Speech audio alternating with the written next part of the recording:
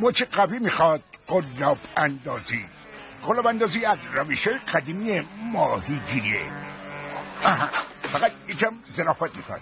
وقتی سیل به قلابت افتاد باید اول یه تکون بدی، یعنی باید یه تکون ناگهانی به نخ بدی، بعدش باید سریع بکشی طرف خودت و بعد کار تمام.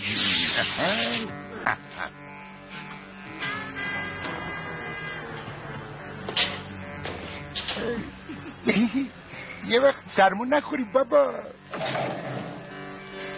اینجوری دیگه نمیتونی جام بخوری. آخه انصافه، جوون مردیه. نه جون من تو بگو.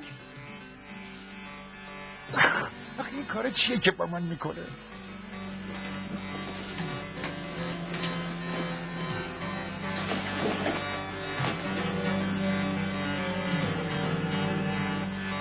شما واقعا خجالت نمیکشی یه پیرزن بیچاره یه تنهایی مثل من انقدر اذیت میکنی؟ من تنها بچم شده گنگسته، اونم یه گنگستر زندونی مفلوس.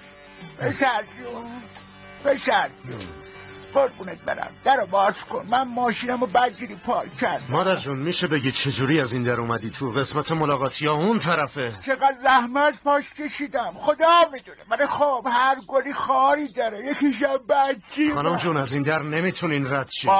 مگه من چه گناهی کردم؟ چرا باید بدیهای شما رو تحمل کنم؟ با مادر خودم راستش مادر من انقدر نق نمیزنه.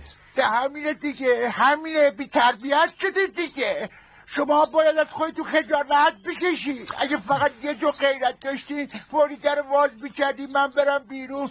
از بس وایستدم سرپا واریس گرفتم. خیلی خوب باشه بچه ها در رو باز کنین. خب حالا درست شد؟ به مامانت بگو حتما واسد اسپند روز کنه پسرم. اگه وقت کرد بگو قربونت بره ایشالله. آخه آهن بدنم کمه، دکتر گفته اینا رو آویزون کنم به خودم. میدونم مامان جون.